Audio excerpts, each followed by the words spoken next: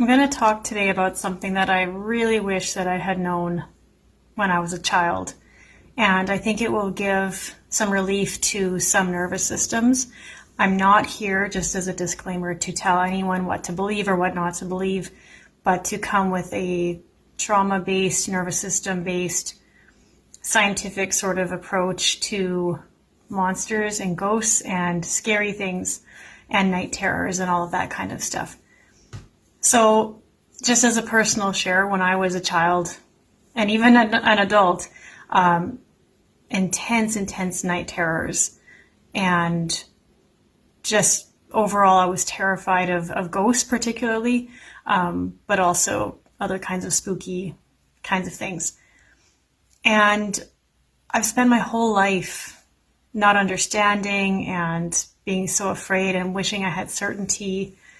And I came to realize that I don't need certainty, and that actually what was been going on was externalization of my fear. So if a child grows up feeling terrified of their parent, or terrified of their teacher, or terrified of someone that they kind of need to be around, a kid can't hold that. It's too much. If they would feel how scared they are to this person that they are like forced to be around, it would be completely annihilating to their nervous system. And so what do we do instead? We actually take that fear and we can place it outside of ourselves and away from the attachment figure. So now instead of feeling absolutely terrified of mom, now we're terrified of a monster under the bed or a ghost in the room. And again, I want to just disclaim here that people can have disordered ways of experiencing this sort of stuff. So I'm not an expert in that kind of stuff. And there's a lot of different criteria that would make these sort of sensory experiences more of a concern.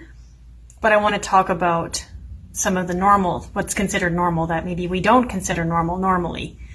So if you sometimes feel like you're hearing muffled voices or you hear sounds, if you feel like you sense something, you feel something in the room, or you have some sort of sensory experience that way, or maybe you've seen something. Maybe you saw something as a child, or maybe you sometimes see things now occasionally. Shapes, colors, forms, whatever.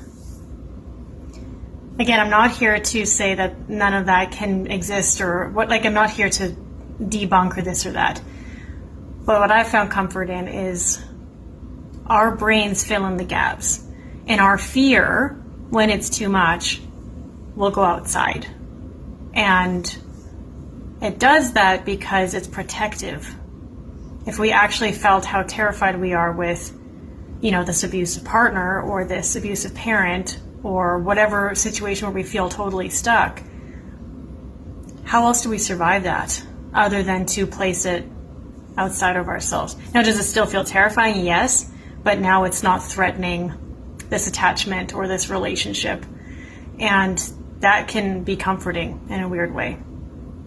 So having these kind of strange sensory experiences of hearing things or seeing things, yes, in some cases that can absolutely be like disordered stuff. And if you've had any kind of experience, especially if it's not like a regular experience, or if it's not like interrupting normal functioning, this can point to an overwhelmed nervous system. There's too much going on inside of you. There's too much stress, chronic stress, trauma, and it can show up in all kinds of ways, including things that seem to be outside of us. So you might have heard before, thoughts are not facts and feelings are not facts. And I'll go further and more specific that sensations are not facts either. So just because you sense something or you feel something, it doesn't necessarily mean what you think it does. And hearing this can be disrupting, and sometimes it can feel like, well, how can I trust myself? And a lot of the people I work with, we already are struggling with not feeling like we can trust ourselves. So it's not about, I can't trust myself or my body. It's about, I have an animal body, and it's primed to look for danger, and it's primed to try to keep me safe. And it has an entire lifetime of experiences that it might be projecting onto the present moment or into the future. And that's normal. So we can't get certainty about many things in life, but to know that your nervous system has the ability to, yes, tell you truths that maybe you can't see, and it can tell you things that aren't really there, or that aren't what they seem to be. The fear is real in this case. When we're talking about feeling scared of ghosts or monsters or whatever it is, that fear is real, but it's the fear we want to look at.